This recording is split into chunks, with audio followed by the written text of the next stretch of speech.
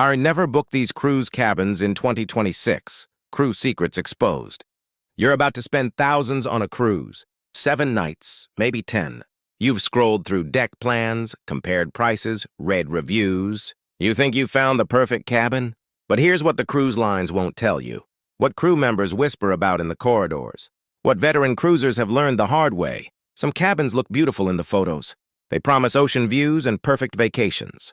But they hide secrets, noise, smells, problems that turn dream holidays into sleepless nightmares. And in 2026, with new ship designs and route changes, there are specific cabins you need to avoid at all costs. I'm pulling back the curtain. These are the cabin types crew members would never book for themselves. The locations that look innocent on deck plans but destroy cruise experiences. The mistakes that cost you sleep, sanity, and thousands in wasted money.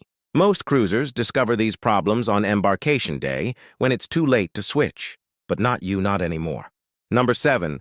Cabins directly below the buffet. Let me paint you a picture. It's 5:30 in the morning. You're in that deep, peaceful sleep. The ship rocks gently beneath you. Paradise. Then it starts. The scraping. Metal chairs dragging across the floor above your head. Hundreds of them. Back and forth, screeching, grinding. Because the crew is setting up breakfast service. And they're doing it right above your cabin ceiling. This is the reality of booking anything directly below the Lido deck buffet. The deck plans make these cabins look convenient. Close to everything. Easy access. What they don't show you is the punishment. Because buffets operate from 5 in the morning until midnight or later. Set up before dawn, breakdown after midnight. And in between, constant foot traffic. The shuffle of 1,000 passengers throughout the day. Every drop plate, every moved table. Every chair scrape travels straight through that ceiling into your sanctuary. Crew members know this. They've seen guests move cabins after the first night, desperate and exhausted. They've watched families with young children trying to maintain nap schedules while the deck above sounds like a furniture warehouse. The cruise lines bury these cabins in promotional deals. Attractive prices, great locations on paper. But there's a reason they're discounted. Check your deck plan carefully. If you see any public dining venue directly above your cabin, run the other way. Your sleep is worth more than the savings. Your vacation deserves silence when you need it. Book 1 deck lower or 2 decks away from any buffet zone. Because the best cabin deal means nothing if you're awake at dawn every morning, staring at the ceiling, listening to breakfast preparation. Number 5. Cabins near crew areas and service corridors. Your cabin is on deck 5. Looks perfect on the layout. Good price. Midship location. Then you notice the marking. A small door symbol nearby. Crew access, service corridor. Staff elevator. You think nothing of it. Until embarkation day, 24 hours. That's how long a cruise ship operates. Every single hour. And the crew makes it happen. They move through corridors you don't see, behind doors you don't notice. They transport supplies, laundry, equipment, trash. They do it at all hours because the ship never sleeps. And if your cabin sits adjacent to these arteries, you inherit their schedule. 3 in the morning, housekeeping carts roll past. Metal wheels on metal floors. Voices in the hallway, not loud but constant. The door to the crew corridor opens and closes. Opens and closes. Sometimes dozens of times per hour during shift changes. These doors aren't designed for silence. They're industrial functional. They slam. Even when crew members try to be quiet, the mechanics betray them. And here's what cruise lines won't advertise. Some cabins back directly onto crew staircases. Not the elegant guest staircases with carpeting and handrails. The utilitarian metal stairs where crew members in work boots rush up and down constantly. Every footstep echoes. Every door opening on every floor reverberates through the wall you're trying to sleep against. Veteran cruisers study deck plans obsessively. They look for crew elevator symbols, service corridor indicators. They avoid anything within 2 cabins of these markers. Because the money you save booking these cheaper cabins evaporates when you're exhausted by day 3, unable to enjoy your ports, dragging through your vacation in a fog of sleeplessness. In 2026, with crew shortages still affecting the industry, staff are working harder and moving more frequently. These cabins will be busier, noisier, and more disruptive than ever. Choose cabins in purely guest zones. Pay the premium. Protect your peace. Number 4. Aft cabins on ships with amphitheater-style pool decks. The stern. The back of the ship. Aft balconies offer something magical. You can watch the ship's wake. See where you've been? The view stretches forever. Modern cruise ships have started designing these spaces with massive amphitheater-style pool decks, tiered seating, multiple levels, entertainment venues. It looks spectacular in the brochures. It's hell if you're sleeping below it. New ship designs in 2026 are doubling down on aft entertainment zones. Movies under the stars, live bands, pool parties that stretch until midnight or later. And the sound design of these amphitheaters? Brilliant for the audience, catastrophic for cabins underneath. The music doesn't just play. It vibrates, it pulses, it travels through the deck structure straight into your cabin walls. Crew members who work these late-night events see the pattern. Guests in aft cabins appear at guest services the next morning, exhausted, frustrated, begging for cabin changes because you can't sleep through a bass line that's shaking your bed frame. You can't rest when every song lyric comes through your ceiling at concert volume. And cruise ships run these events nightly. It's not occasional. It's the programming. But there's a deeper issue, vibration. These entertainment zones create constant movement in the deck structure, not just during events. The foot traffic, the furniture, the equipment. Aft sections of ships naturally experience more engine vibration anyway. Add entertainment infrastructure, and you've created a perfect storm of disturbance. Smart cruisers booking aft cabins in 2026 are studying ship designs meticulously. They're checking entertainment deck locations. They're booking at least 2 decks below any amphitheater zone, or choosing aft cabins on ships with traditional pool deck layouts. Because that wake view isn't worth the sleep deprivation. That balcony moment at sunset doesn't compensate for lying awake at 11:30, waiting for the final set to end. Choose wisely. Your rest matters more than the view. Number 3. Inside cabins on megaships with poor ventilation. Inside cabins promise affordability. No windows, no balcony. But you're barely in the cabin anyway, right? You're out exploring. This logic works on older, smaller ships with proven ventilation systems. On newer megaships pushing 6,000 passengers, it's a gamble. And in 2026, some of these giants are revealing their design flaws. Ventilation in modern cruise ships is complex. Massive HVAC systems trying to climate control thousands of rooms simultaneously. Inside cabins rely entirely on these systems. There's no window to crack. No balcony door for fresh air. If the ventilation fails, or if your cabin sits in a poorly designed zone, you're trapped. The air becomes stale, stagnant, sometimes unbearably warm or cold with no ability to regulate it properly.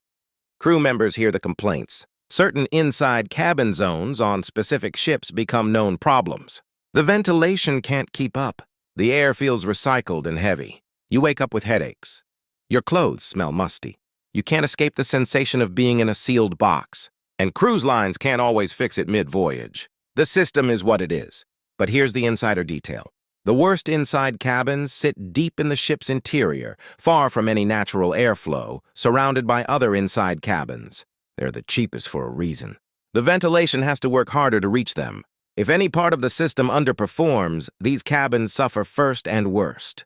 Before booking an inside cabin on any megaship in 2026, research. Find cruise forums. Search for ventilation complaints specific to that vessel. Look for inside cabins closer to the edges of interior zones where HVAC performance is typically stronger. And if you're sensitive to air quality, consider spending slightly more for an ocean view or porthole cabin. That window provides insurance, a backup. Because affordable means nothing if you can't breathe comfortably in your own room. Number 2. Cabins on decks with mismatched layouts. Deck plans look logical at first glance. Rows of cabins, neat arrangements, but experienced cruisers know to look deeper. Because some decks have irregularities, design quirks, cabins that don't quite fit the standard pattern. And these outliers hide problems. Partial decks, where the deck doesn't extend the full length of the ship. These cabins often sit at transition points. They might be under a protruding deck above. They might have reduced ceiling height. They might lack proper soundproofing because they're at structural joints. Or they're positioned under heavy equipment zones. Winch rooms, tender platforms, machinery that operates during port days when you're trying to sleep in. Then there are cabins with obstructed views that aren't properly disclosed. The balcony looks standard on the deck plan. You book it, you arrive. There's a lifeboat or a massive support beam, or ventilation equipment blocking half your sight line. Technically not a lie, but functionally useless. You paid for an ocean view and received a view of orange fiberglass. Crew members see guests discovering these issues too late. The disappointment, the anger. Because switching cabins mid-cruise is nearly impossible unless you pay a massive premium for an upgrade. Most people just accept it and silently seethe for the entire voyage. In 2026, with more complex ship designs and innovative architecture, these problematic cabins are multiplying. New ships feature asymmetrical layouts, cantilevered structures, mixed-use deck spaces. It creates visual interest. It also creates cabin nightmares. Before you book, cross-reference your specific cabin number with cruise forums and review sites. Look for complaints. Look for photos from actual guests. If a cabin number appears repeatedly in negative reviews, there's a reason. Choose a different cabin. Standard. Boring. Predictable. Boring is beautiful when it means your cabin actually delivers what it promised. Number 1. Accessible cabins. When you don't need accessibility features. This is controversial, but it's crucial. Accessible cabins are brilliantly designed for travelers who need them. Wider doors, roll-in showers, lower counters, grab bars, visual and auditory alerts. These modifications are essential, life-changing, and legally required. But if you don't need these features, booking one of these cabins is a mistake that ruins your cruise in ways you never anticipated. First, space-accessible cabins are configured differently. The bathroom layout prioritizes wheelchair access. This often means less storage, less counter space. Shower designs that, while functional for their purpose, can be awkward if you're used to standard bathroom setups. Water drainage issues, strange angles. It's not bad design, it's different design. And different matters when you're living in that space for a week. Second, location. Accessible cabins cluster in specific zones, often near elevators, which sounds convenient until you realize those elevator areas are the busiest, loudest parts of the ship. Constant door chimes, crowds waiting. Conversations right outside your door. Morning, noon, night. The traffic never stops because elevators never stop. You wanted peace. You got a highway outside your cabin. Third, the ethical dimension. When you book an accessible cabin without needing it, you're potentially removing that cabin from someone who requires it. Cruise lines have limited accessible inventory. When they sell out, travelers with disabilities can't cruise. You've taken something that wasn't meant for you. It's not illegal, but it's thoughtless. And here's what crew members know. Accessible cabins sometimes become last-minute inventory. Cruise lines offer them at steep discounts when sailing date approaches and they haven't sold. It's tempting. The price drops. You think you're getting a deal. You're actually inheriting a cabin that was specifically designed for needs you don't have, in locations chosen for accessibility rather than tranquility. In 2026, with cruise lines facing pressure to increase accessible inventory, you'll see more of these cabins offered at promotional rates. Resist the temptation unless you genuinely need the accommodations. Book standard cabins. Leave accessible rooms for travelers who require them. It's the right thing to do, and it protects you from discovering halfway through your cruise that the cheaper price came with hidden compromises you never wanted to make. These aren't opinions, these are patterns. Lessons learned from thousands of cruises, countless cabin complaints, and the honest observations of crew members who see it all. The cabins to avoid change with ship designs, route patterns, and industry trends. In 2026, these 7 cabin types represent the biggest risks to your cruise investment.